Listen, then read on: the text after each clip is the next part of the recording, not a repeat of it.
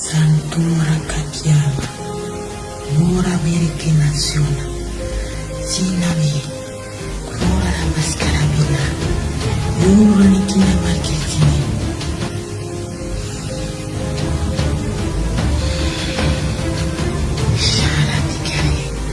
Shara Mikani, Mura Makarani Sumi, Mura Makarani Sumi, Doro Kamarani Sumi.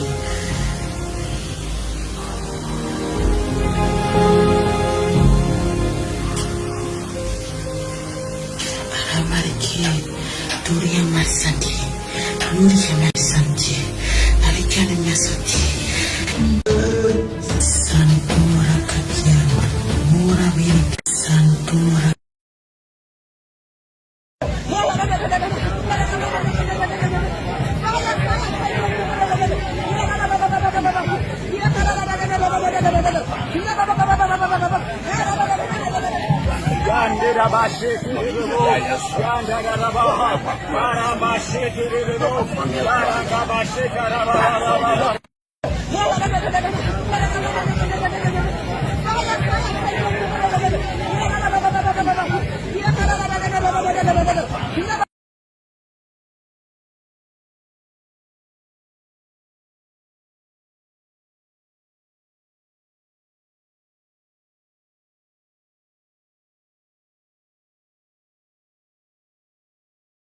Mes chers frères et sœurs, nous poursuivons avec le chapitre 2 du livre Actes des Apôtres, le chapitre du jour qui fait l'objet de cette étude. En ce grand jour du samedi de l'an de grâce 2019, nous sommes le 25 mai. Nous sommes en direct pour poursuivre cette étude. Après donc les étapes à suivre pour recevoir le Saint-Esprit, retournons au verset 4, Actes chapitre 2, verset 4. Alors, lisons à nouveau ce verset, verset 4. Et ils furent, les 100 hommes environ, comme je vous ai dit, et ils furent tous remplis du Saint-Esprit et se mirent à parler en d'autres langues selon que l'Esprit leur donnait de s'exprimer. Notons, mes frères et sœurs, que les disciples ne parlaient pas en langue selon que leur intelligence personnelle leur donnait de s'exprimer, ou selon qu'ils imitaient les autres qui parlaient. C'est le Saint-Esprit qui leur inspirait les paroles qui sortaient de leur bouche. Aujourd'hui, il y a une très grande confusion entre le vrai parler en langue et les contrefaçons et astuces psychologiques et émotionnelles inventées de plus en plus dans ces pseudo-églises sous l'inspiration des démons. Il y a même des soi-disant églises où on vous apprend à parler en langue avec des exercices de respiration, d'aspiration ou de production de syllabes ou d'onomatopées. Il y a des églises comme ça de plus en plus où on va vous aider. Et dans ces églises, entre guillemets, il y a des chrétiens pieux, sincères, de bonnes personnes apparemment,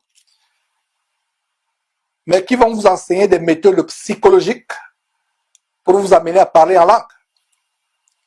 Le Saint-Esprit n'a pas besoin de votre aide. Dieu n'a pas besoin de votre aide.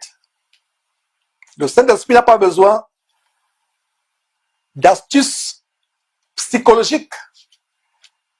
Et pour ceux qui ne le savent pas, l'adage « aide-toi et le ciel t'aidera », cet adage « aide-toi et le ciel t'aidera » n'est pas un verset biblique. Il y a une sœur qui disait qu'elle pensait que c'était un verset biblique. Dieu n'a pas besoin de ton aide.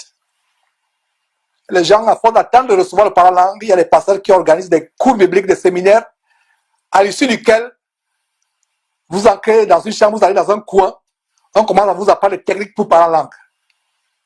C'est diabolique. Si vous n'avez pas rempli les conditions qu'on venait d'énumérer, vous ne recevrez jamais la puissance du Saint-Esprit et vous ne parlerez jamais en langue. On a vu comment les chrétiens doivent d'abord se dépouiller de la mauvaise vie passée et déposer cette mauvaise vie passée devant la croix de Christ avant de recevoir le baptême du Saint-Esprit. toutes ces tactiques et astuces de contrefaçon du Saint-Esprit que les faux pasteurs inculquent aux gens, vous vendent pilule de nos jours. Pourquoi? Parce que les chrétiens ne veulent pas se dépouiller, se débarrasser de leur vie passée. Ils ne veulent pas l'étaler devant la croix de Christ. Ils veulent ce qui est moins cher. Ils ne veulent pas payer le prix de la repentance. Ils ne veulent pas payer le prix de demander à Dieu avec ferveur sans cesse. Ils ne veulent pas payer le prix de porter leur croix, de crucifier leur chair dans la croix de Christ. Ils ne veulent pas payer le prix d'attendre le Saint-Esprit patiemment avec louange. Alors, qu'est-ce qu'ils font? Ils cherchent les recettes miracles, les astuces psychologiques à 2 balles, à 2 sous, moins cher que les pasteurs leur vendent, les faux pasteurs en passant, qui ne sont que des contrefaçons diaboliques inspirées par les démons. Ces chrétiens ne veulent pas étaler leur mauvaise vie, se dépouiller leur vie passée, leur mauvaise vie, l'étaler devant la croix de Christ. Mes frères et sœurs, soyez en alerte. Fuyez la contrefaçon du diable et recherchez l'authentique. Et l'enseignement d'aujourd'hui a pour but de rétablir l'authentique. Il y a tellement eu de confusion, il y a eu de contrefaçon, s'agissant du Saint-Esprit. Plaise à Dieu, l'authenticité à travers cet enseignement d'aujourd'hui est en train d'être restaurée. Beaucoup de gens reçoivent la puissance du Saint-Esprit sans avoir éprouvé, sans savoir discerner si ça vient de Dieu ou pas. Ils n'éprouvent pas, ils ne discernent pas. Que dit ce verset? Nous lisons ce verset, mes frères et sœurs. 1 Jean chapitre 4, verset 1. 1 Jean chapitre 4, verset 1 doit être le verset de base de tout chrétien véritable. Nous vivons la fin des temps. La séduction a atteint un niveau élevé. La contrefaçon a atteint un niveau élevé. C'est l'occasion de mettre en pratique ce verset, 1 Jean chapitre 4, verset 1, qui dit quoi? Bien-aimés, n'ajoutez pas foi à tout esprit, mais éprouvez les esprits pour savoir s'ils sont de Dieu. Car plusieurs faux prophètes sont venus dans le monde. Éprouvez les esprits. Ne courez pas gauche à droite vers les miracles contrefaits. Les gens reçoivent la puissance du Saint-Esprit, mais ce n'est pas la puissance du Saint-Esprit. Et vous blasphémez, vous participez même au blasphème, inconsciemment sans le savoir, en associant au Saint-Esprit des choses démoniaques, mais vous ne le savez pas. Je vous parlais d'une histoire d'une sœur qui s'est approchée de moi, qui me dit, oh Georges, j'ai parlé en langue. C'était, je ne sais pas, en 2011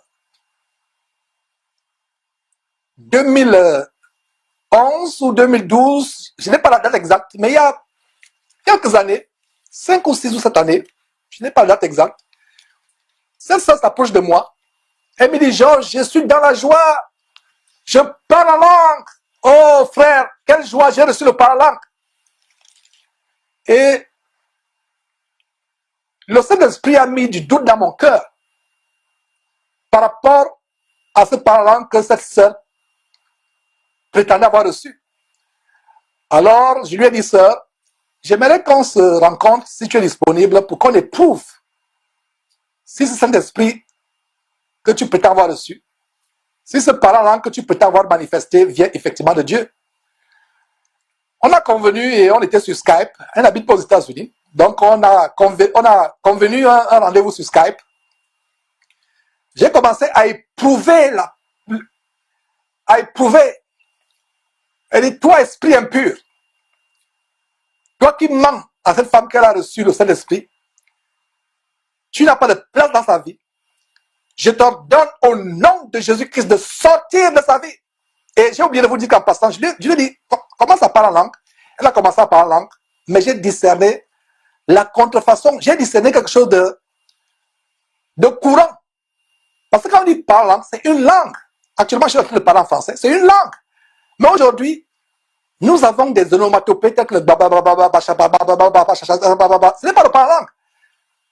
Les mêmes consonnes se répètent et la consonne la plus dominante c'est baba, baba, baba. Tous, en fait, les chrétiens se communiquent les esprits humains. Qu'est-ce qu'on entend par l'esprit humain? C'est une catégorie d'esprit inférieure dans le domaine de Satan qu'on appelle les esprits familiers. Ils vont de personne à personne. Vous pouvez les prendre de votre faux pasteur. Même dans une assemblée où les personnes ne sont pas vraiment versées dans la foi chrétienne, ils peuvent vous contaminer ces esprits. C'est pour ça que faites attention avec qui vous priez. Si vous n'êtes pas ferme dans la foi, les gens qui sont... Si vous n'êtes pas ferme dans la foi, et vous êtes dans une assemblée, une fausse église, une fausse assemblée chrétienne, vous serez contaminé par ces esprits familiers. Beaucoup de personnes parlent en langue comme leur pasteur. Pasteur entre guillemets. Donc revenons sur l'histoire de cette femme. Donc elle a parlé, je dois discerner les baba. S'il n'y a pas basse, c'est que les gens ne vont pas parler en langue. Et beaucoup de personnes, même toi qui me suis, tu penses que pour parler, il faut d'abord qu'il y ait les baba. C'est plutôt un démon qui est derrière là. C'est un démon qui ressemble au démon de grenouilles, aux esprits de grenouilles qui dont Apocalypse parle. Je ne dis pas que c'est exactement la même chose, mais Apocalypse parle des esprits de grenouilles qui sont dans la voie des prophètes qui les amènent à prophétiser. Donc un esprit se loge dans votre gorge et vous commencez à parler en langue et vous dites que c'est le parler en langue. Surtout s'il y a une occurrence de baba. Ce n'est pas ça le parler en langue. Je vous assure que le parler en langue, c'est comme le français que je suis en train de parler. C'est une langue avec des intonations, avec des phrases et des mots diversifiés. Ce n'est pas les mêmes phrases. Rappelez-vous ce qu'on a vu dans 1 Corinthiens chapitre 12, qui énumère les 11 manifestations du Saint-Esprit. Une des manifestations, le parler en langue. Regardez comment 1 Corinthiens chapitre 12 parle du parler en langue. Diversité de langues. Ce n'est pas les baba tous les jours, c'est la diversité des langues, mes frères et sœurs. Diversité des langues. Diversité des langues. Ce n'est pas le baba, c'est 1 Corinthiens chapitre 12, verset 10. Le don du parler langue est appelé en 1 Corinthiens chapitre 12, verset 10, la diversité des langues. Ça vous montre que ce n'est pas les baba. Chaque jour, baba, les mêmes choses. Si vous parlez en langue, les mêmes choses, ce n'est pas le parler en langue. Stoppez cette connerie. Excusez-moi l'expression, mais c'est la vérité, ça vient du diable. C'est une foutaise, c'est la poubelle. Et demandez à Dieu de vous faire baptiser du parler en langue de manière authentique. Ce n'est pas le parler en langue, c'est le blasphème du Saint-Esprit. C'est le blasphème, ce n'est pas le parler en langue. C'est de la foutaise, c'est de la poubelle, c'est de la boue. Recherchez le parler en langue véritable. Donc si vous parlez en langue, c'est les mêmes mots.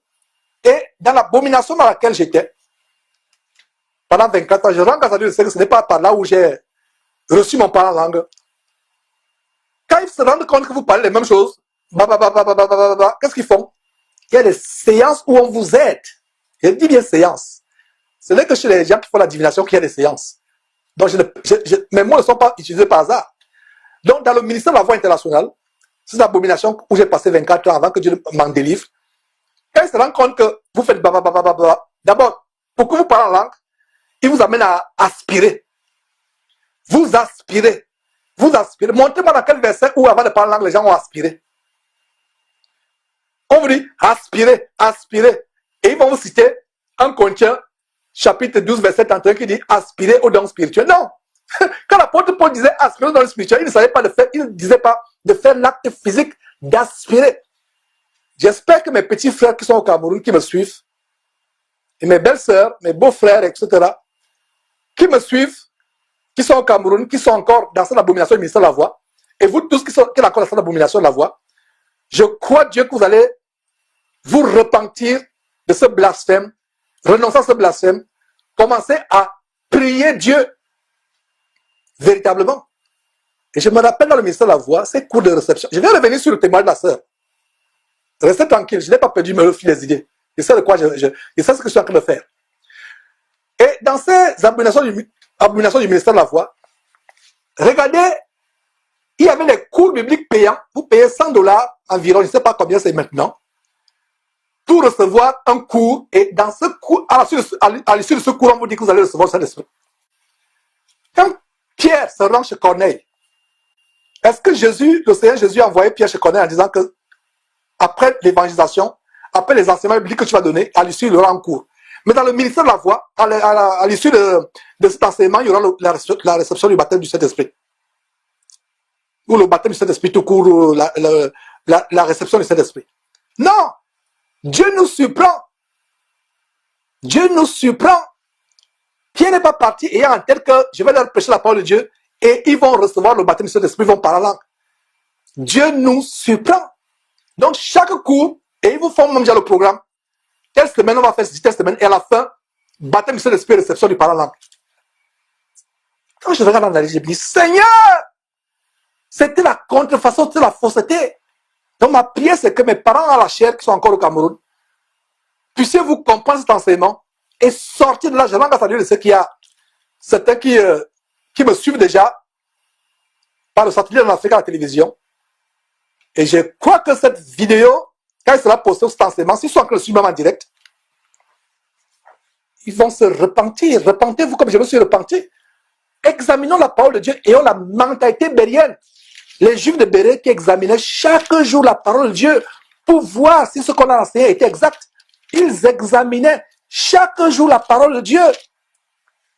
Chaque jour la parole de Dieu. Chaque jour, on examine. Est-ce que c'est vrai? Est-ce que c'est exact? Est-ce que ce n'est pas mensonge? Est-ce que c'est vraiment correct? Acte chapitre 17, verset 11 dit que ces Juifs de Béré avaient des sentiments plus nobles que ceux des Thessaloniques. Ils avaient même dépassé les Thessaloniciens. Parce que dans l'Antiquité, l'église de Thessalonique était un modèle d'intégrité, de piété, comment ils avaient abandonné les idoles pour se convertir à Jésus-Christ, à Dieu. Ils avaient des sentiments nobles. Vérifiez. Est-ce que vous pensez que Paul et Pierre et autres étaient offusqués quand les Juifs de Béré examinaient les enseignements de Paul et Pierre et autres? Ils prenaient le salut au sérieux. Et c'est maintenant que je me rends compte que toute cette foutaise dans le ministère de la voix, c'était des esprits familiers qu'on vous communiquait. Et à un moment, on vous dit, votre parole en langue n'est pas normale, il y a un problème. C'est eux qui jugent votre parole en langue. Incroyable. Ils se rendent compte que vous ne faites que répéter les mêmes syllabes. Ils vont vous aider. Il dit A. Répète après moi A. Et tu continues à parler toi-même. B. Pa. Ta. Continue. Ça va couler. D'où cela venait-il? D'où cela vient-il? Je suis sûr qu'ils continuent à pratiquer ces choses. C'est la contrefaçon diabolique. Ce n'est pas comme ça qu'on reçoit le Saint-Esprit. Si vous êtes dans une assemblée où quelqu'un a voulu vous aider à recevoir le Saint-Esprit, par des techniques d'aspiration, d'inspiration, d'articulation, de diction, comment tourner la langue dans la bouche, comment bouger la gorge, la langue pour sortir les mots, ça ne vient pas de Dieu. J'étais dans ces choses. Et je vous confesse que j'ai même enseigné ces choses. Je rends grâce à Dieu de ce que j'avais parlé en langue avant d'être dans le ministère de la voix et c'est venu seul. J'ai expérimenté le parler en langue biblique. Ce n'est pas venu dans une assemblée. C'est venu seul. Dieu m'a rempli la puissance du Saint-Esprit. Dieu m'a rempli la puissance du Saint-Esprit. Et venons donc, avant de continuer, de revenir sur le témoignage de cette sœur dont j'éprouvais le mauvais parler en langue, l'esprit démoniaque. Et dans le ministère de la voix, quand ils font dans ce cours qu'ils programment, ils vous programment déjà que vous allez recevoir. Vous payez pour recevoir la puissance du Saint-Esprit. Ah, mes frères et sœurs, quelle abomination. Quand je pense comment j'ai vendu moi ces cours, comment j'amène les gens, j'inscrivais les gens, j'étais tellement zélé, mais dans la fausseté, que Dieu m'a fait grâce de commencer à lire la Bible par moi-même. Et le vrai Saint-Esprit a commencé à ouvrir les yeux, à m'ouvrir les yeux sur les choses que j'enseigne. Et ce n'est que quoi? Ce n'est que la promesse de Jean chapitre 14, verset 26. Le Saint-Esprit vous conduira dans toute la vérité. Et quand il faisait ce cours, après les cours, pour célébrer, vous allez dans un bar ou dans une boîte de nuit. Quand je regarde dans les yeux, je dis, Seigneur, quelle abomination! Vous vous retrouvez dans un bar, dans une boîte de nuit pour aller célébrer le fait que vous êtes né de nouveau l'Esprit de Dieu. Alors que cela doit vous amener à être continuellement dans la crainte dans la piété, dans la louange. Est-ce que vous comprenez, mes frères et sœurs? Est-ce que vous êtes édifiés? Vous qui êtes sur le YouTube, Facebook, est-ce que quelqu'un a eu une telle expérience où on a aidé à parler la langue, où on a aidé à recevoir le Saint-Esprit? Si vous avez eu cette expérience, envoyez votre message. Peut-être que c'est l'occasion pour nous de vous aider à vous repentir. D'ailleurs, cet enseignement a déjà tout pour vous aider. A tout pour vous aider. Donc, la sœur, je reviens, je n'ai pas perdu le fil des idées, mes frères et sœurs, je sais de quoi je parle.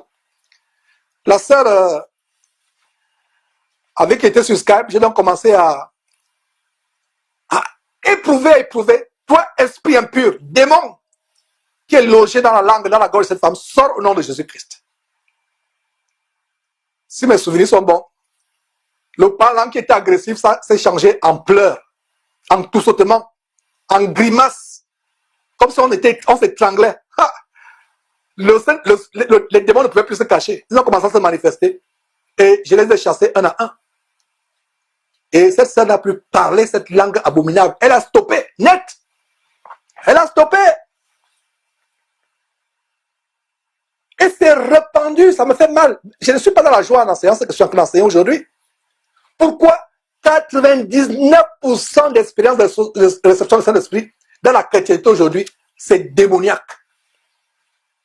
Puis cet enseignement, vous bénir, distribuer cet enseignement autour de vous. C'est aussi ça le ministère, être au service des autres. Suivez cet enseignement et amenez les autres à le suivre. Amenez les autres à le suivre. Pour aider, nous sommes là pour aider les gens. Regardez. Les gens ne veulent pas se dépouiller de leur vie passée. Ils veulent garder leur vie de péché, mais ils veulent recevoir la puissance du Saint-Esprit. Ils veulent le beurre et l'argent du beurre. Vous voulez le beurre? Débarrassez-vous de l'argent. Donnez l'argent. Abandonnez l'argent et on va vous donner le beurre. Mais vous voulez et le beurre et l'argent du beurre. Non, c'est pas comme ça que ça se passe. Donc voilà comment ça s'est passé, comment j'ai éprouvé les esprits par Skype. Par Skype, ce n'était pas physiquement. Les démons sont mis à se manifester, à gémir, à tousser, à hurler. Et ils sont sortis. La sœur n'a plus parlé en langue. Elle était choquée. Elle pensait qu'elle avait parlé en langue. Il y a aussi une autre chose qui se passe.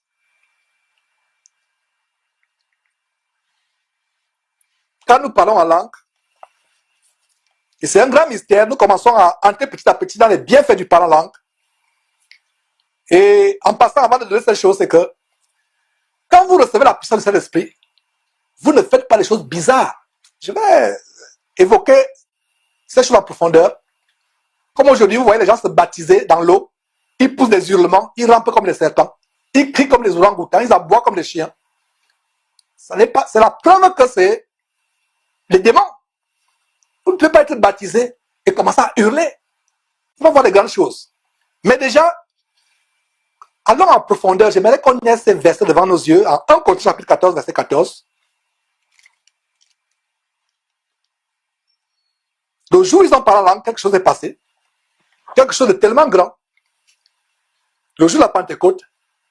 Et plus tard, s'il y a un chapitre que vous devez approfondir dans le Nouveau Testament pour comprendre les choses relatives au Saint-Esprit et particulièrement au parler en langue, lisez 1 Corinthiens chapitre 14. Étudiez minutieusement tout mot dans le chapitre 14 de 1 Corinthiens. Je n'ai pas dit 2 Corinthiens. 1 Corinthiens chapitre 14, c'est le chapitre que vous devez étudier minutieusement. Plaise à Dieu. Si Dieu me donne longue vie et si le Seigneur Jésus ne revient pas quelque temps, nous allons approfondir plus tard aussi, comme nous avons fait avec Genèse, comme nous sommes en train de faire avec Actes. On va aussi faire l'étude verset après verset de 1 Corinthiens, de 2 Corinthiens. Mais aujourd'hui, regardons ce verset sur votre écran. Car si je prie en langue, donc parler en langue, c'est prier aussi en langue. Donc, les deux termes sont interchangeables. Quand vous parlez en langue, c'est comme si vous priez en langue. Donc, car si je prie en langue, mon esprit est en prière, mais mon intelligence est stérile. Ça signifie quoi? En d'autres termes, mon intelligence ne contribue aucunement, nullement dans le processus du parler en langue. L'intelligence est stérile. Comme dans le cas, ce n'est pas comme dans le cas avec l'apprentissage des langues humaines. Quand vous allez dans une classe pour apprendre l'anglais ou le chinois ou le russe, votre intelligence n'est pas stérile, votre intelligence est productive. Vous devez réfléchir sur les mots, vous devez répéter ce qu'on vous enseigne. Votre intelligence est tellement productive. Elle est active. Elle n'est pas stérile. Mais dans le parlant, ce verset est tellement grand. Parce qu'il y a des gens qui disent, mais parlant, c'est même quoi? C'est quoi le parlant? C'est quoi? Pourtant, c'est là, c'est dans votre Bible.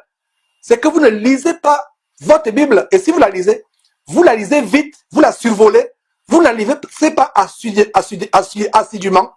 Avant de lire la Bible, demandez à Dieu de vous guider. Faites votre prière, dit Seigneur, je m'apprête à faire ma lecture biblique.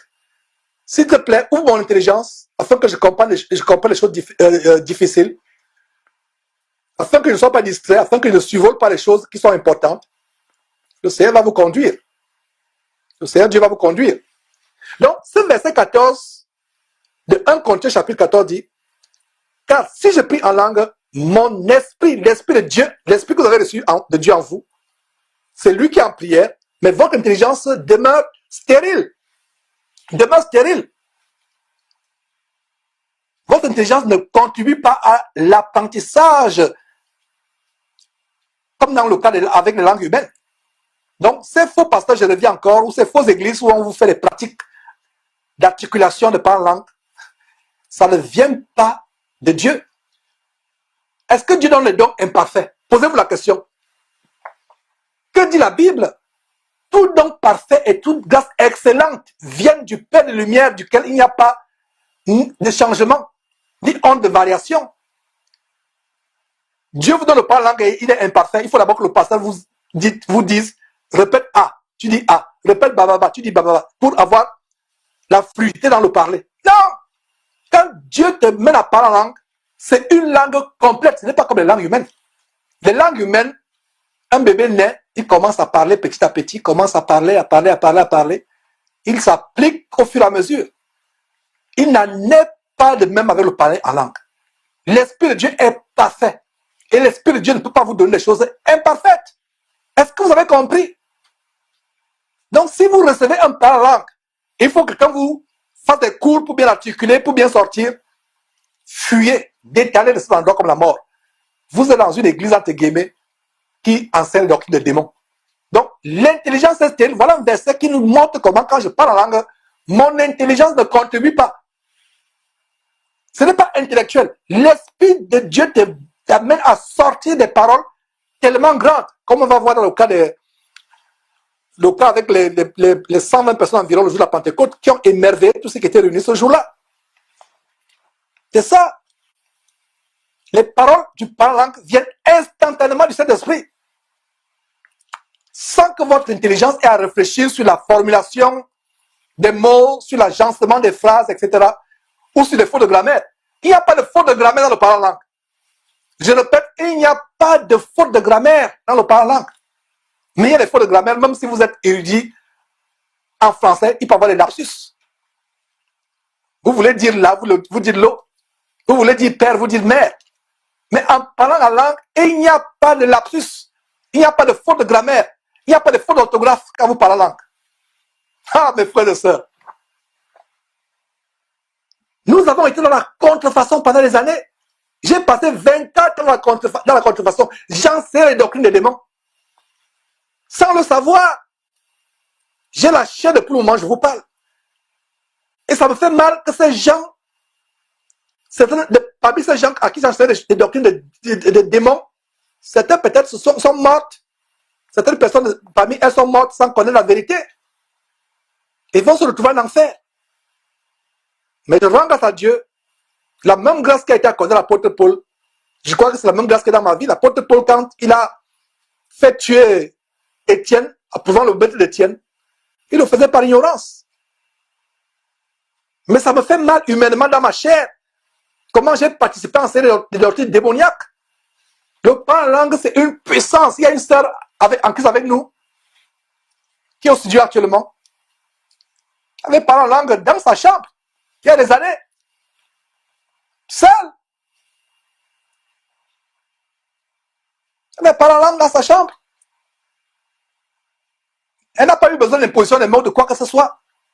Ou qu'on lui fasse des cours de grammaire, des cours de grammaire du parlant. Il y a les grammairiens du parlant. Les grammairiens. Ils devraient plutôt aller à la Sorbonne faire la grammaire de langue française. Ils doivent vous apprendre à articuler, à formuler les phrases, à agencer. Regardez à quel niveau nous sommes tombés dans le corps de Christ. Et vous allez comprendre en suivant cet enseignement que 99%, 99,99% des manifestations de réception de cet esprit de parlant sont contrefaits dans la chrétienté aujourd'hui.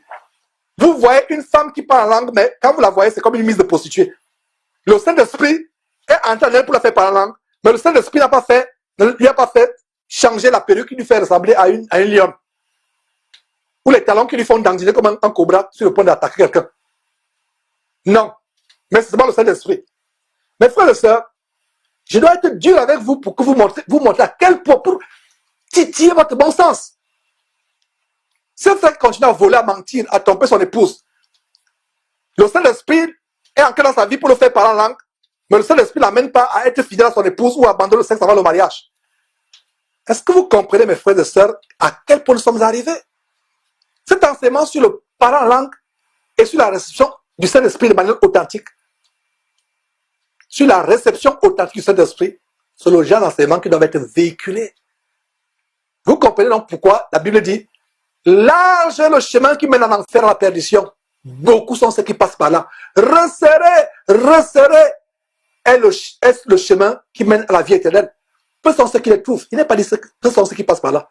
Pour le chemin large, vous n'avez pas besoin. Trouver n'est pas un problème. Vous passez pour le chemin large. C'est tellement évident que tout le monde passe par là. Mais pour le chemin étroit, il n'est pas dit que peu passent par là.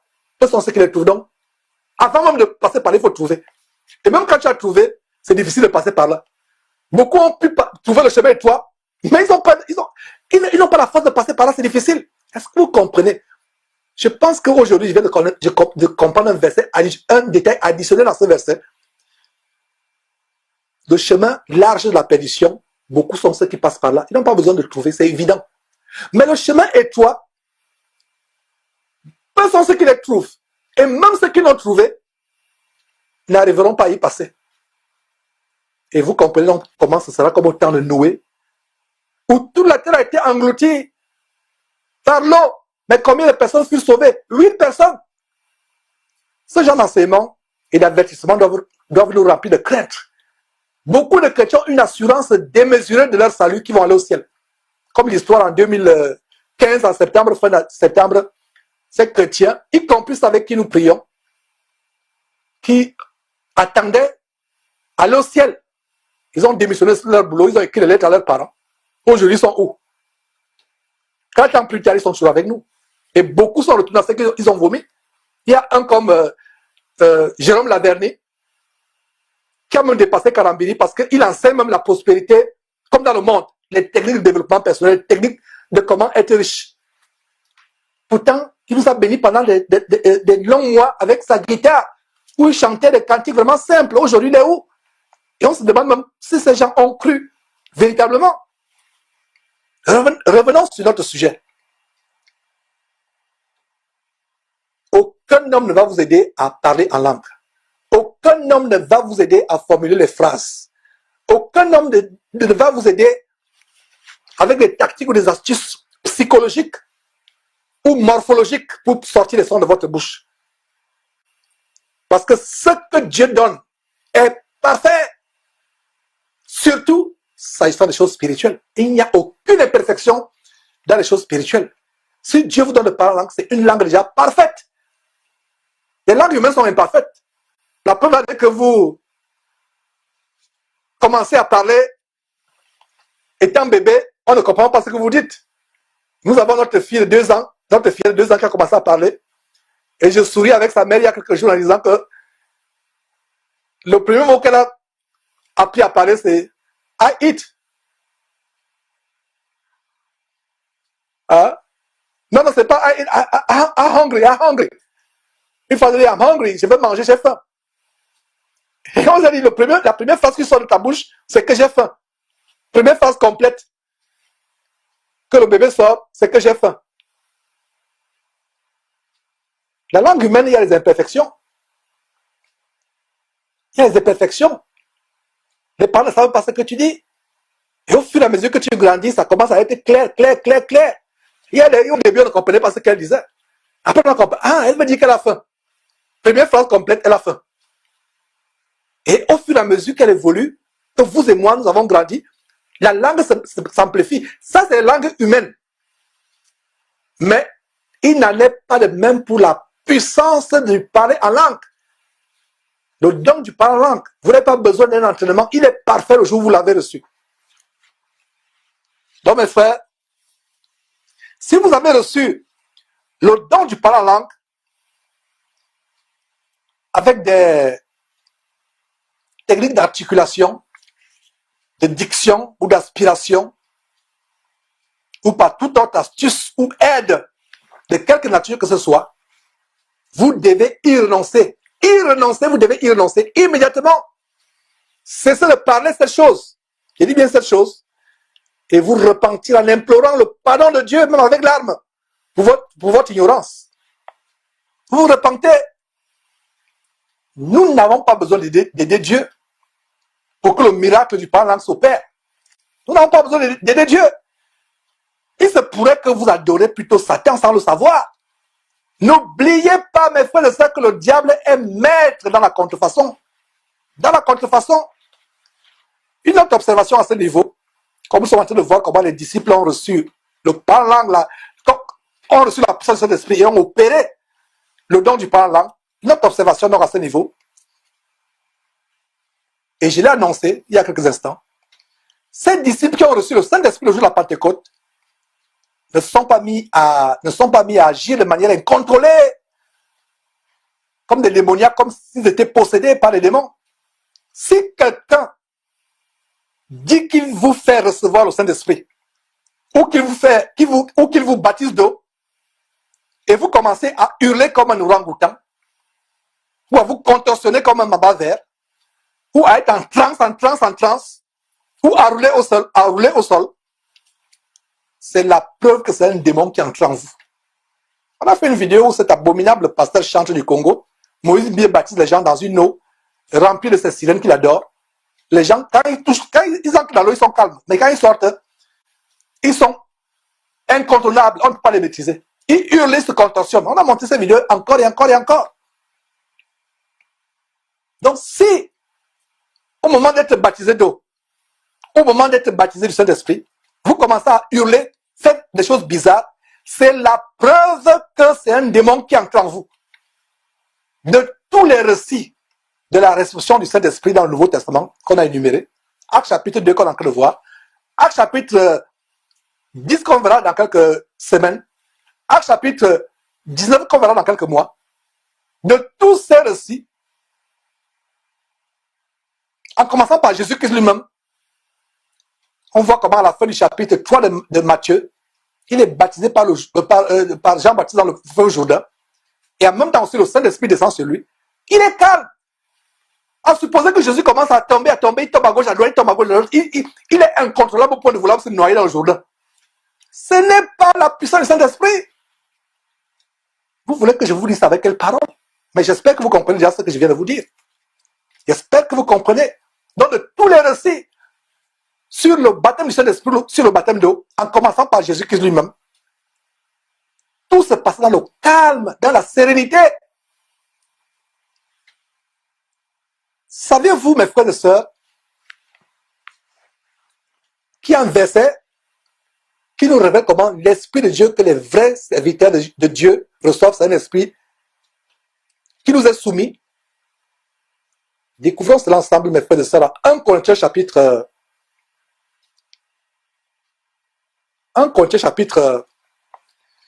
14, verset 32 à 33. Ce verset est tellement grand. Le verset nous dit quoi? Surtout le verset 32. Les esprits de prophètes sont soumis aux prophètes. Sont soumis. Regardez ces vidéos que nous postons sur Jésus-Christ TV, où les gens hurlent, excusez-moi, où les gens hurlent, rampent comme des serpents, sautent à gauche, à droite, bondissent à gauche, à droite. Quand Jésus-Christ était chasser les démons, les gens hurlaient. C'est les démons qui faisaient que les gens hurlent. Le Saint-Esprit n'amènera jamais quelqu'un à hurler, à se comporter comme un fou.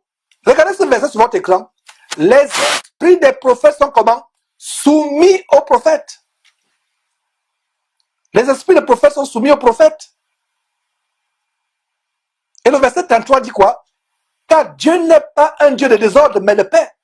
Dieu n'est pas un Dieu de désordre, mais de paix. Regardez le désordre qui se passe dans leur nuit de réveil. On dit que tel a reçu le Saint-Esprit, commence à gesticuler, il devient comme un fou. Ce n'est pas Dieu qui est dans cette assemblée, c'est le diable. Vous devez comprendre ces choses. Donc ces deux versets sur votre écran, 1 Corinthiens chapitre 14, je vous ai dit que si vous voulez bien comprendre les détails sur le Saint-Esprit et quelques manifestations telles que le parler en langue ou la prophétie, étudiez minutieusement 1 Corinthiens chapitre 14. Le verset 32 dit quoi? Les esprits des prophètes sont soumis aux prophètes. Ça veut dire qu'ils ne vous contrôlent pas. Ils ne vous possèdent pas. Ils ne vous amènent pas à agir de manière incontrôlable. Ils sont soumis aux prophètes. Pourquoi? Verset 33, toujours le même chapitre, 1 Corinthiens chapitre 14. Pourquoi? Parce que Dieu n'est pas un Dieu de désordre, mais de paix. Donc un esprit qui entre en vous, qui vous amène à agir comme un fou, un forcené, au point où vous ne pouvez plus vous contrôler, au point où vous ne pouvez plus vous maîtriser, ne vient pas de Dieu. Ce sont des démons. Et voilà la preuve que ça ne vient pas de Dieu. Donc si, toi mon frère qui me suit, toi ma soeur qui me suit, le jour où tu as été baptisé, ou le jour où tu as reçu la puissance de Saint-Esprit, il y a eu de telles manifestations que personne dans la Bible n'a manifesté. De tous les récits où les gens ont reçu le Saint-Esprit, il n'y a pas eu de telles manifestations. Si ça a été ton cas, la conclusion c'est que tu as eu reçu un démon. Et en es-tu délivré de ce démon? Là, ton chassé de ta vie. Vous voyez pourquoi nous disons, fuyez, fuyez, fuyez comme la mort, ces faux pasteurs. Fuyez, fuyez, fuyez leur camp de concentration qui mène en enfer. Fuyez pour votre vie. Fuyez. C'est ça. Les esprits des prophètes sont soumis aux prophètes. Dieu n'est pas un Dieu de confusion, de désordre. Donc, de tous les récits du Nouveau Testament, les récits de réception du Saint-Esprit, en commençant par Jésus, tout se passe dans le calme, dans la sérénité. Est-ce que vous saviez, mes frères et sœurs, que la Bible parle d'un faux esprit que les gens peuvent recevoir? Le saviez-vous? Allons dans 2 Corinthiens, le deuxième livre aux Corinthiens, chapitre 11, verset 4. Si vous ne savez pas qu'il y a un faux esprit que les gens peuvent recevoir, il est dans la Bible. La Bible nous le révèle dans 2 Corinthiens, chapitre 11, verset 4, qui dit quoi? Si quelqu'un vient vous prêcher un autre Jésus, il y a un autre Jésus. Mes frères et sœurs, le saviez-vous? Jésus, Jésus, Jésus, Jésus, Jésus. Jésus, je t'aime dans les cantiques. Jésus a fait ceci, Jésus a fait cela. Jésus, Jésus, Jésus. Voilà la révélation qu'il y a un autre Jésus. Mais ce n'est pas ce que je vais vous montrer. Je vais vous montrer qu'il y a un autre esprit que les gens peuvent recevoir. Donc, lisons le verset à nouveau. 2 Corinthiens, pas 1, mais 2 Corinthiens chapitre 11, verset 4.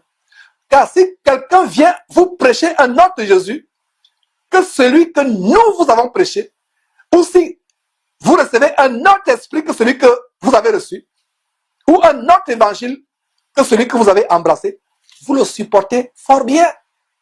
Vous le supportez fort bien. Que dit ce verset? Nous vous prêchons le vrai Jésus-Christ, vous le rejetez. Nous vous prêchons le vrai évangile, vous rejetez. Nous vous prêchons le vrai Saint-Esprit, comme ça on va le faire, le vrai Saint-Esprit, comme ça on va le faire, vous le rejetez. Mais quelqu'un vient avec un faux Jésus, vous l'avalez aisément. Quelqu'un vient avec un faux esprit, vous le recevez et vous êtes en transe, vous tombez, vous trempez comme les serpents, vous êtes content. Quelqu'un vous amène un faux évangile, vous recevez. Mes frères, continuons avec ce qui s'est passé ce jour-là, après qu'ils aient reçu le Saint-Esprit. Lisons à nouveau le verset, allons au verset 5. C'est parce qu'on avait déjà lu, allons au verset 5, qui dit quoi? Acte chapitre 2, le chapitre du jour qui fait l'objet de cette étude. Verset 5. Alors, quelque chose de grand se passe au verset 4. Eux-mêmes ne s'attendaient pas à voir ces choses. Ils sont tous allés à Jérusalem selon les instructions du Seigneur pour recevoir la puissance du Saint-Esprit. Mais ils ne savaient pas qu'ils devaient parler en langue au point où les gens devaient comprendre. Donc, verset 5. Or, il y avait en séjour à Jérusalem des Juifs, hommes pieux de toutes les nations qui sont sous le ciel. Verset 6. Au bruit qui eut lieu, la multitude accourut et elle fut confondue parce que chacun les entendait parler dans sa propre langue. Dans sa propre langue, la multitude accourut, c'était quelque chose de phénoménal. Imaginez-vous 120 personnes dans une maison qui parlent à haute voix, chacun parlant sa langue. La multitude accourut et qu'est-ce qui se passe? Les gens dans la foule, les badauds, les curieux qui ont accouru, chacun les entend parler dans sa propre langue. Pendant les années, j'ai lu ce verset et je n'ai pas compris un détail que j'ai compris en préparant cet enseignement et que je vais vous partager. Le détail que j'ai compris en préparant cet enseignement est le suivant. On ne sait pas exactement dans quel sens le miracle s'est produit. Soit que les Juifs réunis ce jour-là ont reçu la capacité surnaturelle de comprendre dans chacune de leurs langues ce que les disciples disaient en parlant en langue, soit que les disciples ont reçu la capacité surnaturelle de parler les langues de ces Juifs. Nous ne le savons pas avec certitude.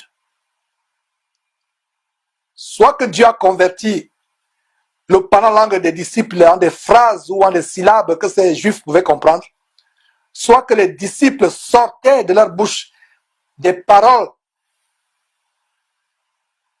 dans les langues que ces Juifs parlaient, nous ne le savons pas avec exactitude. Donc, ça pouvait être un miracle dans l'un ou dans l'autre sens. Mais pendant les années, j'ai compris en pensant que c'était un miracle parce qu'ils ont parlé la langue des autres. Est-ce que vous comprenez? Est-ce que vous êtes d'accord avec moi? Cet esprit a ouvert mon intelligence à comprendre que voilà, ça pouvait être un miracle dans un sens ou dans un autre. Mais, quel que soit le cas, c'était toujours un miracle. Et il faut noter que la Bible révèle que quand nous parlons en langue inspirée par le Saint-Esprit, seul Dieu nous comprend. Seul Dieu nous comprend, personne ne peut comprendre. À moins que ce soit un miracle qui s'est produit comme le jour de la Pentecôte. Donc le parler langue n'est pas une langue. Il y a des chrétiens qui pensent que parler langue, c'est aller faire une formation et parler le chinois. Pas du tout. On a vu que quand vous parlez langue, on a vu précédemment, quand vous parlez langue, votre intelligence est stérile. Ce n'est pas une capacité venant de votre intelligence. Votre intelligence est stérile. Elle ne fonctionne pas. Donc regardez comment Dieu a mis deux choses parallèles. Et on va voir plus tard ce que c'est prier par le Saint-Esprit et prier par l'intelligence. L'intelligence est bloquée, ne fonctionne pas et ne contribue pas au parlant langue. Je reviens encore sur ces faux pasteurs, ces fausses églises qui font des cours de formation au parlant langue. C'est diabolique. C'est diabolique. Regardez comment je dénonce quelque chose que j'ai pratiqué pendant 24 ans. Quand il s'agit de la vérité, mes frères et sœurs, il faut avoir le courage de renoncer aux pratiques qu'on a faites, et revenir à la parole de Dieu. À la parole de Dieu, c'est pour ça qu'il faut l'étudier encore et encore et encore. Donc, quand nous parlons en langue, partagons cette révélation dans 1 Corinthiens chapitre 14, verset 2. On va passer beaucoup de temps dans 1 Corinthiens chapitre 14. C'est le chapitre du parlant en langue et des choses spirituelles. C'est une grande révélation. Si Dieu n'avait pas révélé à l'apôtre Paul 1 Corinthiens chapitre 14, nous serions dans une grande confusion. Déjà même que, malgré 1 Corinthiens chapitre 14, il y a toujours la confusion. Donc, sans 1 Corinthiens chapitre 14, la confusion devait être multipliée par fois 1 milliard, des milliards, des milliards. Parce que malgré ces révélations, il y a toujours la confusion. Pourtant, c'est clair. Ouvrez tout simplement la Bible et étudiez cela. Vous allez voir la vérité. Donc, je disais que personne ne comprend quand vous parlez en langue. Dieu seul comprend. Et cela est dit en 1 Corinthiens, chapitre 14, verset 2. Que dit ce verset? En effet, celui qui parle en langue ne parle pas aux hommes, mais à Dieu. Donc, mon frère, ma soeur, quand tu te mets à parler en langue, ce n'est pas quelqu'un que tu parles. C'est à Dieu que tu parles. Et nous allons voir la liste des bienfaits du parler en langue. C'est un fichier que vous deviez garder. Les bienfaits, quand vous ouvrez la bouche pour parler en langue, ça vous amène à faire des choses merveilleuses. Et puis cette section qu'on va voir dans quelques instants, galvaniser, booster, motiver les frères et sœurs qui ont perdu depuis des années la pratique du parler en langue. Il y a des frères qui sont en train de suivre cette émission, qui ont reçu authentiquement le parler en langue, qui ne sont pas nombreux à travers le monde, qui ont reçu authentiquement le parler en langue, mais qui ne le pratiquent plus. Ils l'ont enfui au fond du congélateur. Il est déjà congelé. Puis cet enseignement, réchauffez ce congélateur, faites sortir votre parler en langue, vous le ramenez, le décongeler, et l'enflammer à nouveau et parler, comme l'apôtre Paul disait, je rends grâce à Dieu de ce que je parle plus que vous tous. Beaucoup auront cru que l'apôtre Paul se vantait. Bien des fois, les assemblées, on dit des choses, les gens pensent qu'on se vante. Il y a des chrétiens au temps de Paul. C'est mais comment l'apôtre Paul peut se vanter qu'il parle plus que tout le monde? Il ne se vantait pas, c'était pour vous galvaniser. C'était pour vous encourager. Alors, mes frères, il y a une chose que nous devons comprendre, c'est que quand je parle en langue, selon ce verset, 1 Corinthiens chapitre 14, verset 2, je ne parle pas aux hommes. Je parle à Dieu, car personne ne comprend. Et c'est en esprit que je dis les mystères, mystères ou secrets divins. Imaginez-vous que vous êtes en train de dire les secrets divins, les mystères à Dieu. C'est tellement grand, n'est-ce pas? Et quand nous parlons en langue, ça peut être soit une langue humaine, soit une langue des anges. Mais nous ne le savons pas. Dieu le sait. J'avais fait un témoignage d'un collègue avec qui je travaille à Houston, à la pause de midi, et j'étais en train de lui partager la parole de Dieu. Et Dieu, ayant préparé un miracle ce jour-là, m'a amené à parler en langue en face de lui. Et quand je me suis mis à parler en langue, il a été glacé, tétanisé. Il a croisé les bras, il était glacé, tétanisé. Il me dit, je suis en train d'entendre tout ce que tu es en train de dire. C'est des grandes choses que tu es en train de dire. Je suis béni, j'entends cela. Il était du Nigeria. Et il parlait une des langues du Nigeria. Donc c'était dans cette langue du Nigeria qu'il m'entendait. Après, j'ai arrêté. Il me dit, non, continue à parler, reprends ce que tu es en train de dire. Je me suis mis à reparler. Il me dit, je t'entends plus, ce n'est plus ça, je t'entends plus, ce n'est plus ça. C'est exactement ce qu'on a vu dans 1 Corinthiens chapitre 12, verset 10, le verset 10 de 1 Corinthiens chapitre 12 qui appelle au parlant la diversité des langues. Ça revient à ce que vous disiez il y a quelques instants. La langue que vous parlez aujourd'hui, si c'est les mêmes syllabes, qui reviennent toujours, abandonnez cette bêtise. Parlez en langue authentiquement, demandez à Dieu de vous donner le vrai et non la fausseté, la contrefaçon. Donc, ce camarade de classe a compris ce parlant ce jour, pas ce camarade de classe, excusez-moi, c'était pas un camarade de classe, ce collègue de travail à la pause de midi a compris ce parlant langue. Mais pour un temps, quand j'ai repris, il me dit, ce n'était plus ça, non, je ne t'entends plus. Voilà comment Dieu a voulu attester ce jour-là des miracles. C'est ce qui s'est passé le jour de la Pentecôte. Moi, votre frère Georges, je l'ai expérimenté avec mon collègue de travail. Pendant un bon bout, il m'entendait, il était béni, il disait, j'entends des choses terribles. Et il me disait qu'il entend des choses qu'on ne peut pas dire dans une langue humaine. Il m'entendait dans sa langue, ben, il me dit, c'est tellement profond. Je n'ai jamais entendu quelqu'un adorer Dieu. C'est touchant. C'est touchant. Ça te donne envie d'aller au ciel. C'est pour ça qu'il voulait que je continue. Quand je voulais continuer, il me dit, je n'entends plus. Parce que c'est les diversités de langues. Et vous ne savez pas si vous parlez en langue ou si vous parlez en langue, dans une langue humaine, que quelqu'un peut comprendre quelque part, ou si vous parlez la langue des anges. Imaginez-vous, mes frères et sœurs, que vous parlez la langue des anges. Lisons cela dans la parole de Dieu. Ne dites pas que j'invente ces histoires. 1 Corinthiens chapitre 13, qui nous montre au sujet de l'amour. Et laissez-moi vous dire que 1 Corinthiens chapitre 13, c'est la continuation de 1 Corinthiens chapitre 12. Et notez que la Bible originale n'était pas divisée en chapitres et versets. La division de la Bible en chapitres et versets est plus ou moins récente.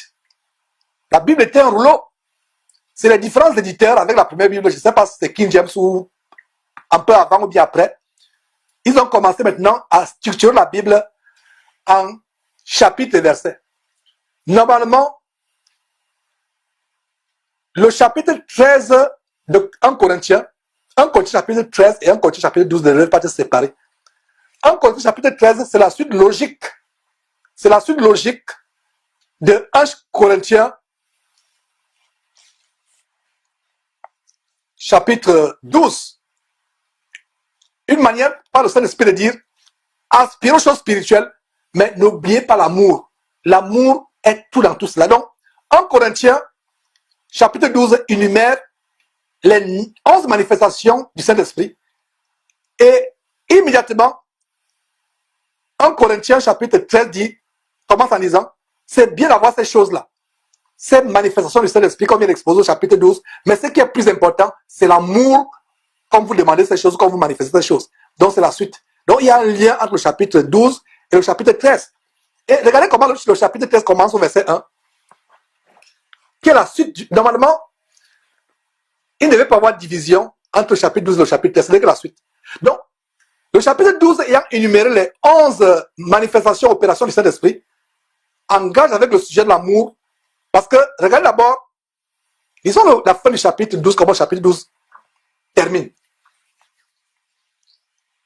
Le chapitre 12 termine, après avoir énuméré à partir du verset 8, les dons du Saint-Esprit, du verset 8 jusqu'au verset 10, jusqu'au verset 28.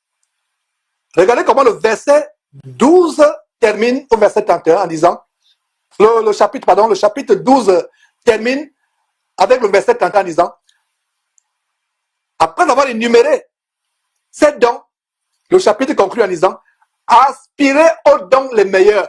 Donc, parmi les dons que nous venons de vous exposer, moi, Paul, je viens de vous exposer, inspiré par le Saint-Esprit, aspirez aux dons les meilleurs. Et je vais encore vous montrer une voie par excellence. Est-ce que vous voyez? Vous avez compris? Avez-vous compris? Quelle voie par excellence? À savoir que si vous avez tous ces dons-là, s'il n'y a pas l'amour, ça ne vous sert de rien. Et c'est la voie par excellence au chapitre 13. Ah, mes frères et sœurs. Voilà la division droite de la parole de Dieu. Et je suis fier de vous partager ces choses. Tout en espérant que vous avez bien compris cela, mes frères et sœurs. C'est ça. Donc, le verset 12 expose les dons spirituels. Le verset 12 conclut en disant, aspirons dans les meilleurs. Je vais vous montrer une voie par excellence, l'amour. C'est ainsi que le verset 13 commence à partager l'amour. Mais on va lire seulement le chapitre 13 commence à partager sur l'amour. Et on va lire seulement le verset 1. Quand je parlerai les langues des hommes et des anges, si je n'ai pas la charité, je suis un airain qui résonne ou une cymbale qui retentit.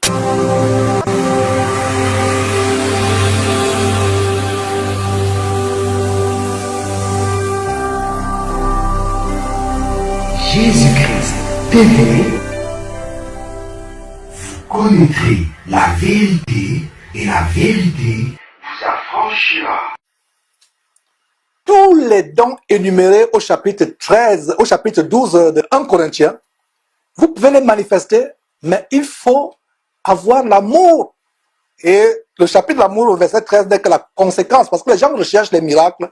Vous pouvez avoir les miracles, opérer les grandes choses, avoir toute la connaissance, les mystères, parler la langue. Si vous n'avez pas l'amour, ce n'est rien. C'est une parenthèse. Mais pourquoi je vous amène au verset 1 de 1 Corinthiens chapitre 13?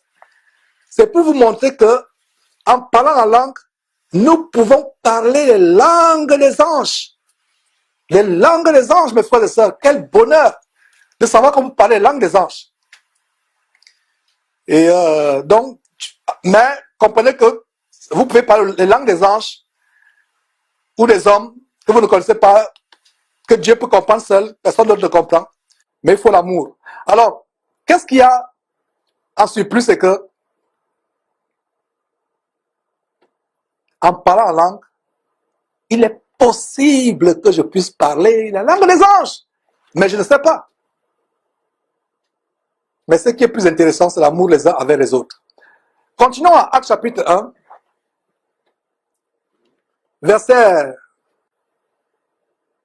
plutôt Actes chapitre 2, verset 7. Donc, ces Juifs qui avaient couru à Jérusalem de toutes les régions, ils étaient tous dans l'étonnement et la surprise, et ils se disaient les uns aux autres, voici, ces gens qui parlent ne sont-ils pas tous galiléens? Et comment les entendons-nous dans notre langue, dans notre propre langue à chacun de nous? Je reprends verset 8, et comment les entendons-nous dans notre propre langue à chacun? Dans notre langue maternelle, Parthes, Mèdes, Élamites, ceux qui habitent la Mésopotamie, la Judée, la Cappadoce, le Pont, l'Asie, verset 10, la Phrygie, la Pamphylie, l'Égypte, jusqu'en Égypte, le territoire de la Libye, Libye voisine de Cyrène jusqu'en Libye.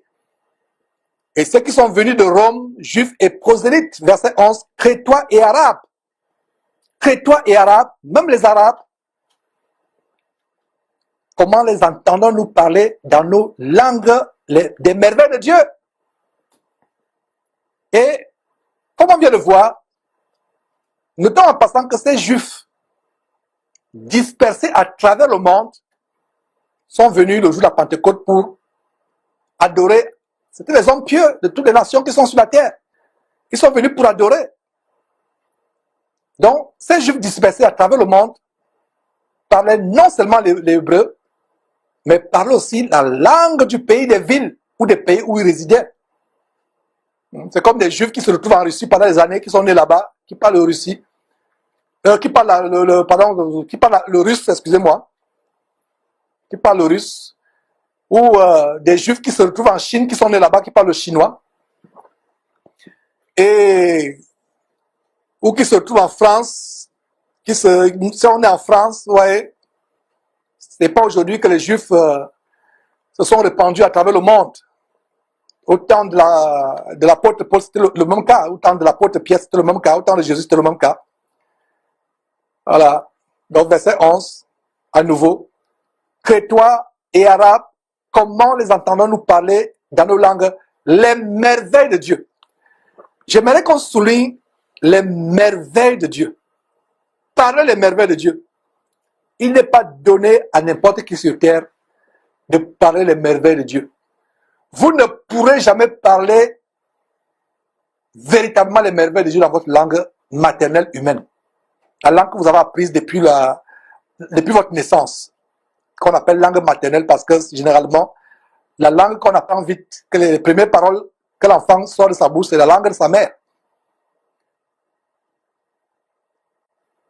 On ne peut pas véritablement parler les merveilles de Dieu avec une langue humaine, mais avec le parler en langue. Quelle est la révélation ici? Ces gens entendaient comment les disciples parlaient les merveilles de Dieu. Donc ce verset a une très grande révélation au sujet du parler en langue. Quand vous parlez en langue, vous parlez les merveilles de Dieu. Vous parlez des choses extraordinaires au sujet de Dieu, extraordinaires, qui n'est pas donné à n'importe qui de parler. Donc chrétiens, vous êtes des personnes spéciales. Même si le monde pense que nous sommes minables, méprisables, même si le monde pense que nous ne sommes pas civilisés, même si le monde pense que nous sommes les balieux de la terre, nous sommes rendus capables de pouvoir parler les merveilles de Dieu.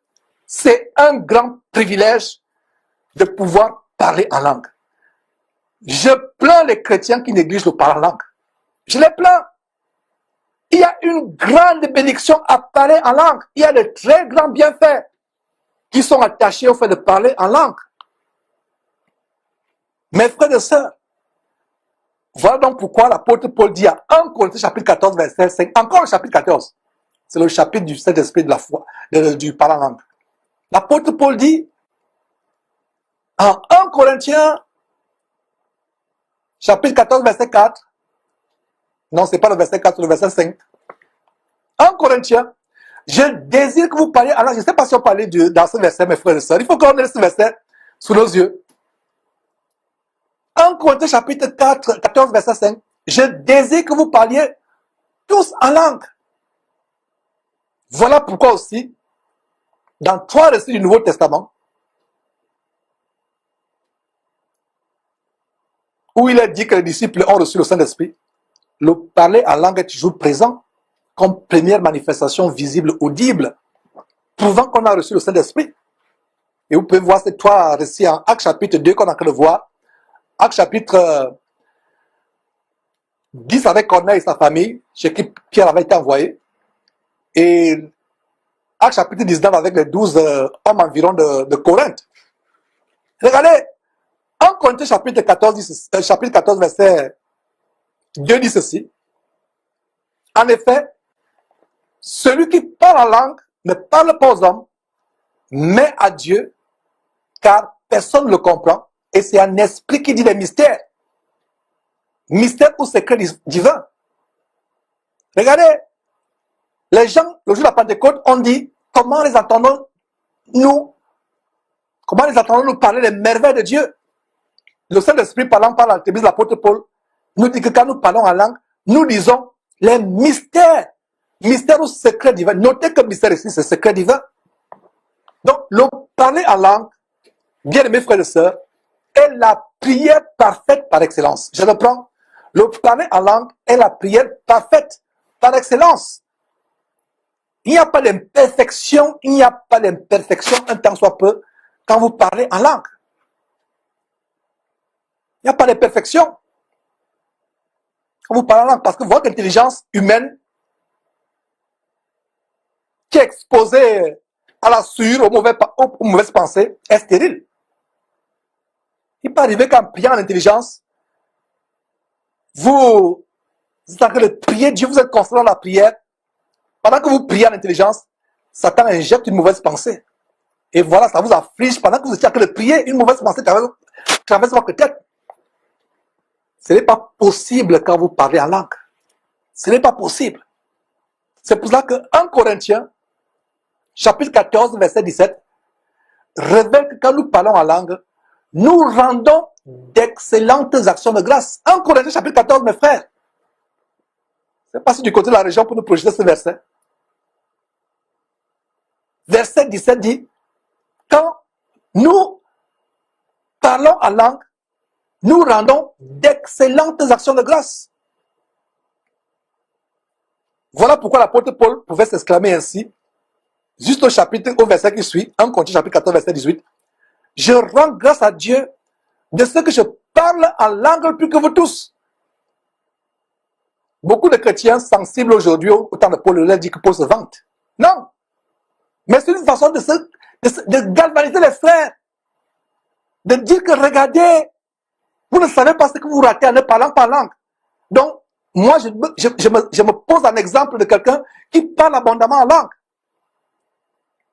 Le parler en langue, bien aimés frères et sœurs, nous aide à prier Dieu plus efficacement en évitant les lacunes et les faiblesses qui sont inhérentes, qui sont liées à l'intelligence humaine. L'intelligence humaine a des lacunes et des faiblesses, mais quand nous parlons en langue, c'est pas possible d'avoir ces faiblesses. C'est pour ça qu'il est dit que nous rendons d'excellentes actions de grâce.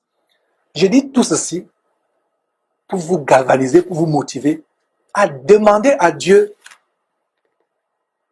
de parler en langue. Mais, comme je vous ai dit, demandez à Dieu tout court la puissance de cet esprit. Mais le parler en langue, comme on a vu, c'est une des manifestations que Dieu désire que tout le monde parle. Et ma compréhension, c'est que, contrairement à d'autres manifestations de cet esprit, il y a une seule et unique manifestation que Dieu voulait que tous les chrétiens manifestent.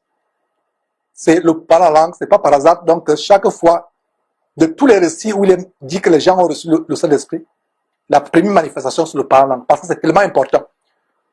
Dieu est un Dieu qui est dit de louange et d'adoration. Dieu est un Dieu qui est dit d'action de grâce 24 heures sur 24 heures. Alors, c'est normal que Dieu voudrait, c'est normal que Dieu nous donne cette capacité de parler en langue, de parler abondamment en langue, de parler en langue. Donc, je reprends ce que j'étais en train de dire, à savoir que quand vous parlez en langue, vous ne pouvez pas commettre les erreurs que vous commettez quand vous parlez dans une langue humaine. Il n'y a pas de lacune. À un moment, vous avez la cour de mots. Quand vous priez par l'intelligence, à un moment, vous ne savez même plus quoi dire. Vous avez fini tous les mots. Ce n'est pas le cas avec le parler en langue. Le parler en langue, c'est comme les sources d'eau vive. Rappelez-vous, Jean chapitre 7, verset 38. Des sources d'eau vive couleront, verset 37 à 38, quand Jésus dit que des fleuves d'eau vive couleront de votre sein. Quand vous parlez en langue, ça coule, ça coule, ça coule. Le parler en langue est parfait. Le parler en langue nous aide à prier Dieu efficacement, sans les faiblesses et les lacunes qui sont liées à la langue humaine. Lisons Romains chapitre 8, verset 27 à 27, vous allez comprendre davantage. Il y a des choses peut-être que vous ne comprendrez pas en suivant cet enseignement pour la première fois. Mais allez le resuivre, suivez-le et resuivez-le. C'est un enseignement qu'il faut suivre 1000 fois, 10 000 fois. Vous comprenez ce que je veux dire, n'est-ce pas? Alors, Romains chapitre 8, verset 26 dit ceci. L'Esprit nous aide dans notre faiblesse. Quel esprit? L'Esprit que les apôtres ont reçu le jour de la Pentecôte. L'Esprit que vous et moi nous recevons aussi. L'Esprit nous aide en quoi? Dans notre faiblesse. En quoi consiste cette faiblesse? Ce verset nous donne en quoi consiste cette faiblesse. Car nous ne savons pas ce qu'il nous convient de demander dans nos prières. Voilà cette faiblesse. Qui n'a pas eu cette faiblesse? Vous voulez prier Dieu par votre intelligence. Vous ne savez pas quoi dire. Vous dites 2 mots et vous dites Amen. C'est pour ça que même Jésus a dit, en priant, ne multipliez pas les vaines paroles. Parce qu'il y a un risque de commencer à multiplier les vaines paroles. Mais quand vous parlez en langue, il n'est pas possible que vous multipliez les vaines paroles. Parce que c'est une langue parfaite. Vous dites les merveilles de Dieu. Vous dites les mystères de Dieu, les secrets divins. Vous dites des choses extraordinairement extraordinaires. C'est des grandes choses. Donc, verset 27, 26 d'abord, Romains chapitre 8, verset 26. Car l'Esprit nous aide dans notre faiblesse. De quelle faiblesse il s'agit? Car nous ne savons pas ce qu'il nous convient de demander dans nos prières, mais l'Esprit lui-même intercède par des soupirs inexprimables. Verset 27.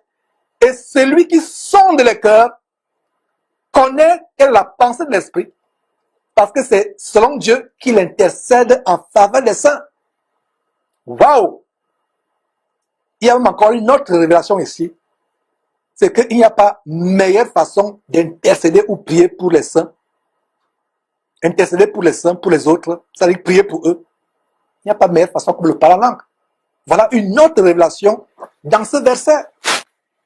Le parler en langue nous aide à prier efficacement pour les autres. Mes frères, quel bonheur d'apprendre ces choses.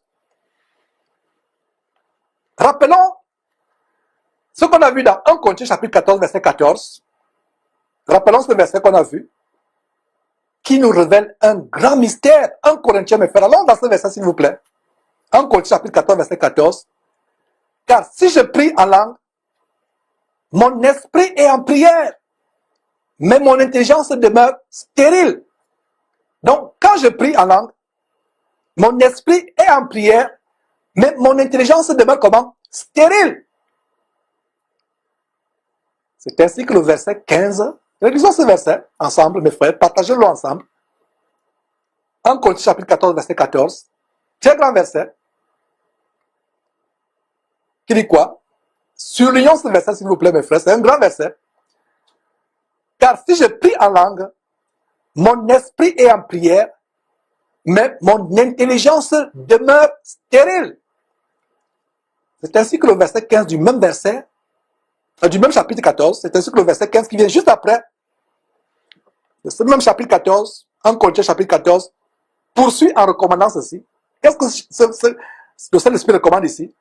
Que faire donc?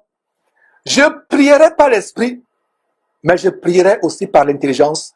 Je chanterai par l'esprit, mais je chanterai aussi avec l'intelligence. Ainsi, bien-aimés frères et sœurs, le parlant nous permet non seulement de prier par l'esprit, mais aussi de chanter par l'esprit. Savez-vous qu'on pouvait chanter par l'esprit? On peut chanter en langue. Prier par langue, c'est prier par l'esprit. Et on peut aussi chanter par l'esprit. Il y a ce verset de 1 Thessaloniciens, chapitre 5, verset 17, qui nous recommande de prier sans cesse. 1 Thessaloniciens, chapitre 17, le dernier chapitre de 1 Thessaloniciens, premier épître de Paul aux Thessaloniciens, chapitre 5, verset 17, nous recommande de prier sans cesse. Regardez, l'un des plus courts versets de la Bible, 3 mots, prier sans cesse. La question que vous vous posez, que je vais vous poser, vous pensez qu'il est possible de prier sans cesse avec l'intelligence? À un moment, vous serez à court d'inspiration. Est-ce que vous comprenez? Ce verset nous dit de prier sans cesse. Mais si vous mettez à prier par l'intelligence, après 30 minutes, 30 minutes, c'est beaucoup, vous serez fatigué. Vous serez à court de mots, à court d'idées. Vous ne saurez même plus quoi dire.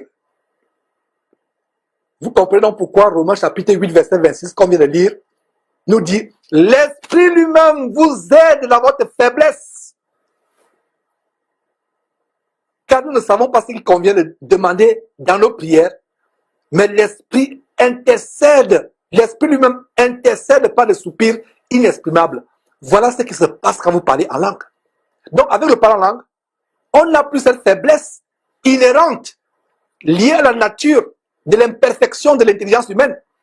On peut parler en langue des heures et des heures et des heures et des heures, comme ce frère qui a parlé pendant 7 heures de temps sans interruption. On peut parler des heures et des heures et des heures sans interruption, car nous ne savons même pas ce que nous sommes en train de dire.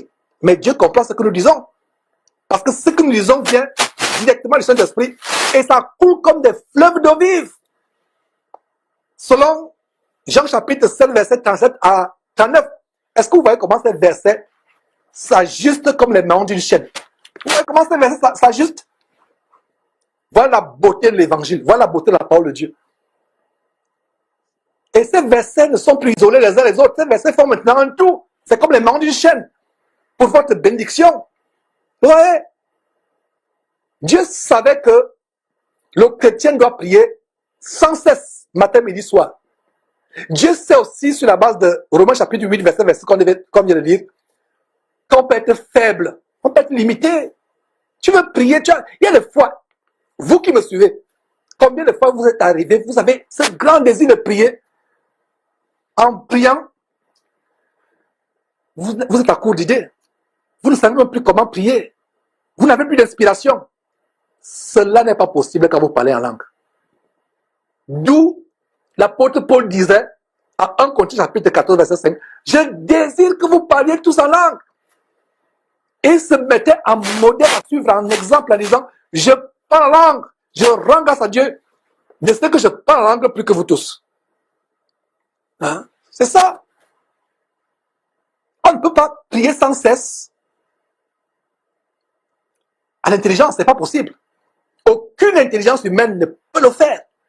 C'est pour ça que Dieu a trouvé bon de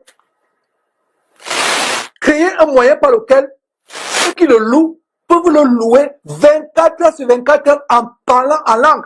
Même quand vous prenez un devoir dans une salle d'examen, vous pouvez parler en langue.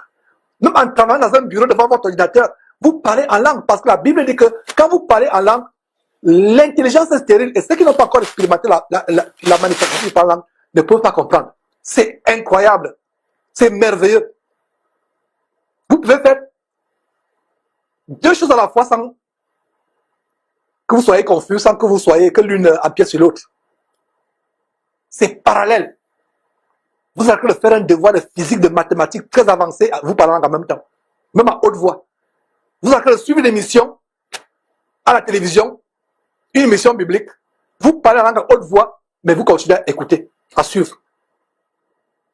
C'est difficile à comprendre pour ceux qui n'ont pas encore manifesté le parlant, mais quand vous allez le manifester, vous vous rappellerez de ce que je suis en train de dire aujourd'hui. Mais pour ceux qui parlent en langue, vous comprenez la beauté, mes frères et sœurs. Aspirons au Saint-Esprit. Dieu voudrait qu'on le prie matin, midi, soir, sans cesse. Sauf quand on est en train de dormir. Comment c'est possible avec nos occupations? Vous êtes en train de faire la cuisine, par exemple. Vous êtes en train de faire le ménage à la maison. À un moment, vous pouvez être distrait. Mais quand vous parlez en langue, vous n'êtes pas distrait par quoi que ce soit parce que c'est le Saint-Esprit qui sort les paroles. Vous pouvez même prier en langue intérieurement dans votre cœur. Vous ne pouvez pas suivre la télévision en même temps ou suivre une émission en même temps à la radio en parlant en haute voix dans votre intelligence humaine. C'est impossible. Dieu voudrait que nous prions sans cesse, sans interruption. Et Dieu, qui connaît toutes choses, savait qu'avec l'intelligence humaine, c'est lui qui nous a créés. N'oubliez pas cela. Avec notre intelligence humaine, on ne peut pas prier de manière interrompue pendant des heures et des heures. Alors, il nous envoie le Saint-Esprit.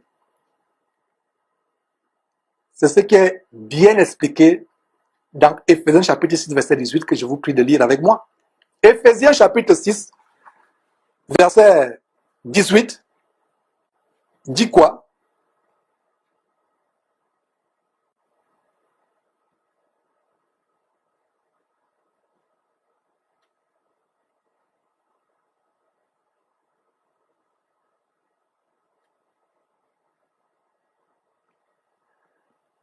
Éphésiens chapitre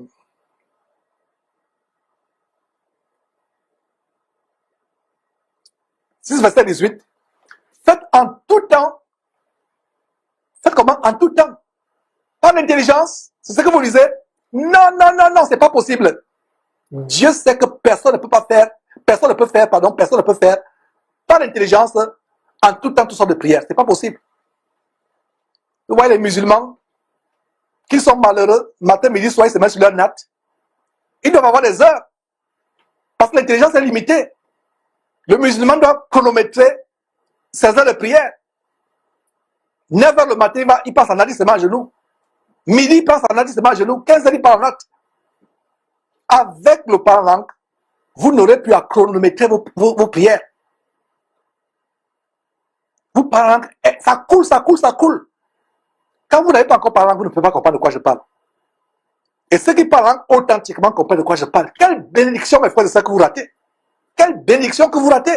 Vous adorez Dieu, vous louez Dieu en parlant en langue, en disant les mystères.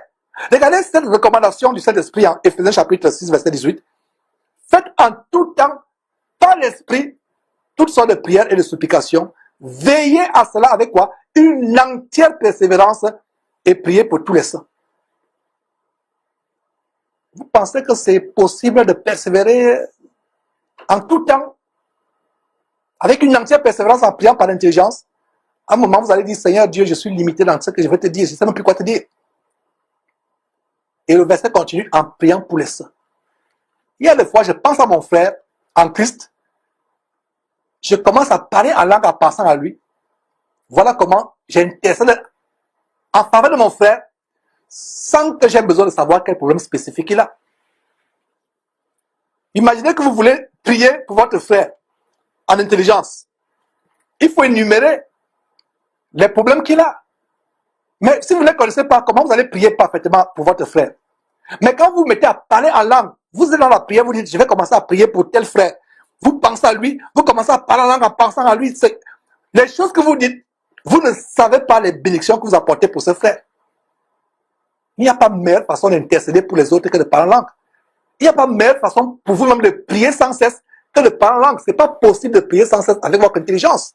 Alors, avant de poursuivre et conclure pour aujourd'hui,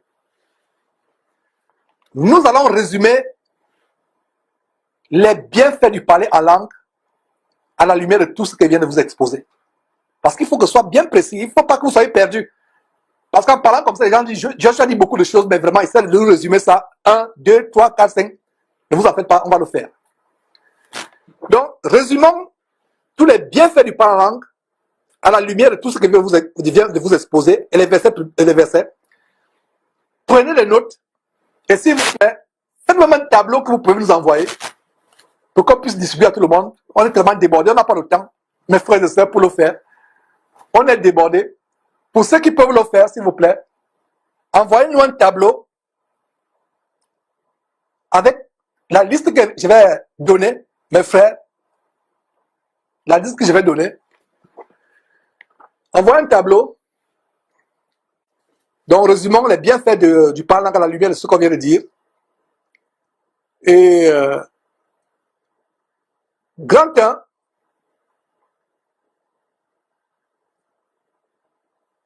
le premier bienfait, donc, grand 1, le parlant nous aide à dire les merveilles de Dieu. On a vu ça dans Actes chapitre 2, verset 11. C'est un résumé, on résume tout ce qu'il vient de dire, tout simplement. Donc, grand 1, le parlant nous aide à dire les merveilles de Dieu. Actes chapitre 2, verset 11. Grand 2, le parlant nous aide à dire les mystères ou secrets divins.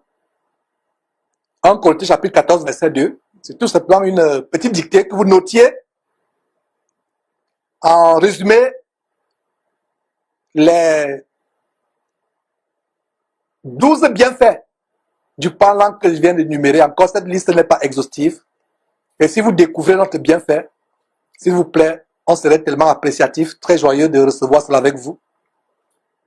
Mais ce n'est que 12 points que j'ai pu lister en préparant cet enseignement. Le parlant nous aide à dire les merveilles de Dieu. Premier point, Actes chapitre 2, verset 11. Je lis au pas de course pour qu'on gagne du temps. Et en recevant cet enseignement, plaise à Dieu qui sera posté, vous pourrez mettre pause en recevant. 2. Le parlant nous aide à dire les mystères ou secrets divins. 1 Corinthiens chapitre 14, verset 2. Troisième point, le parlant nous rend capable de parler dans une langue que seul Dieu peut comprendre. Que seul Dieu peut comprendre. 1 Corinthiens chapitre 14, verset 2. Donc, ainsi, quand je parle en langue, ce qui est prié en langue, Satan ne peut pas comprendre. Alors que quand je prie par mon intelligence, à haute voix, Satan peut écouter ce que je dis. Sauf si je parle dans mon cœur. Mais quand je parle en langue, Satan est confus. Il ne comprend rien. Il est furieux. Parce qu'il voudrait comprendre ce que je suis en train de dire. Il est furieux. Il ne parle, il ne comprend pas ce que je dis. Quand il ne peut rien comprendre, vous comprenez encore pourquoi dans 1 Corinthiens chapitre 14, verset 5, Paul désire que tous les chrétiens parlent en langue. Tous les chrétiens parlent en langue. Quatrième chose, quatrième bienfait du parler en langue, le parler en langue nous permet de dire de plus excellentes actions de grâce à Dieu. 1 Corinthiens chapitre 14, verset 17. Cinquième point, le parler en langue nous aide à prier plus longtemps,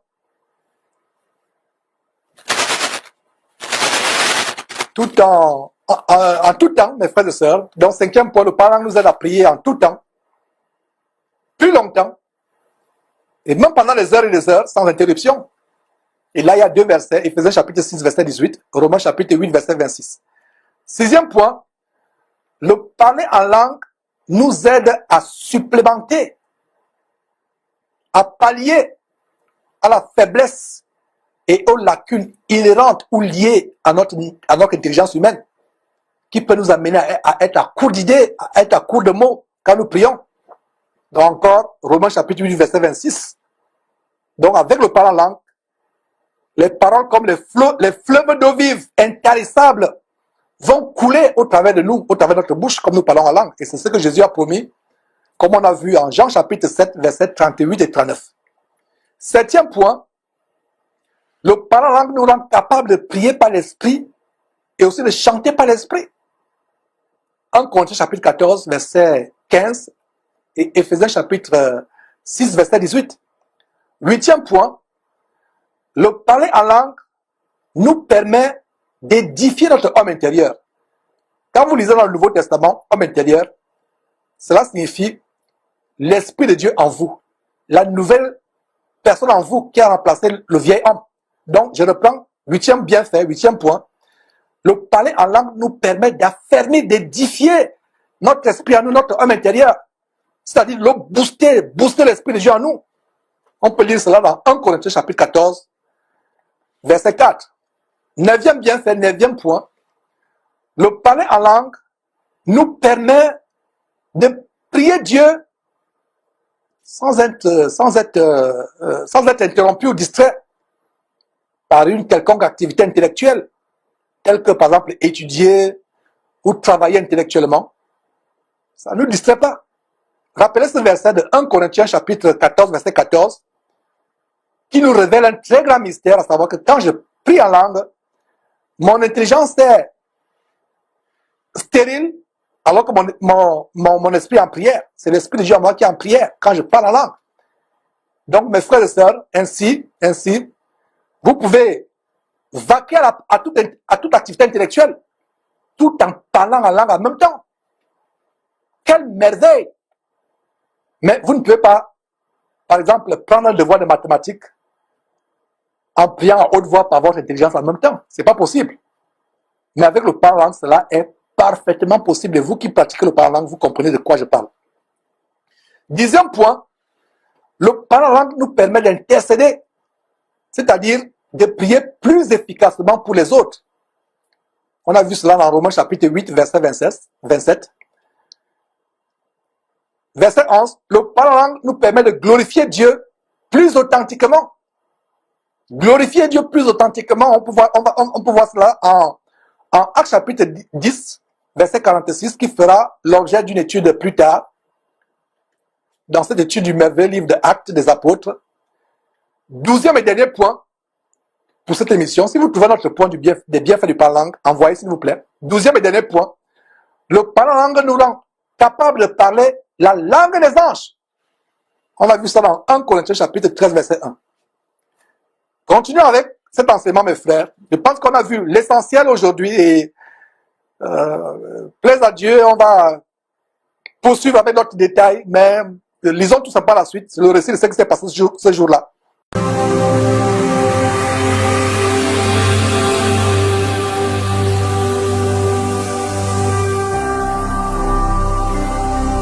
Jésus-Christ TV, vous connaîtrez la vérité et la vérité vous affranchira.